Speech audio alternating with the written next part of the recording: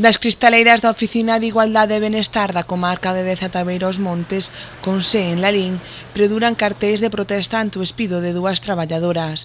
A Consellería de Traballo e Benestar decidiu recurtar a plantilla destas oficinas en toda Galicia, argumentando que o Consorcio Galego de Servicios Sociais non ten fondos, polo que se prescinde dos traballadores que remataron os seus contratos. En Lalín o equipo quedará reducido á metade. As dúas empregadas afectadas aseguran que se trata dun despido. Na oficina atenden aos colectivos en risco de exclusión sociolaboral, aportándolles ferramentas de cara á súa inserción laboral.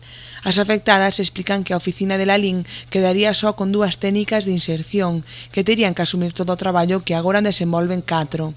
Con isto, advirten que o servizo verase claramente saturado e a calidade do mesmo descenderá de forma drástica. Para o próximo martes 24 hai convocada unha folga en todos os centros dependentes do Consorcio.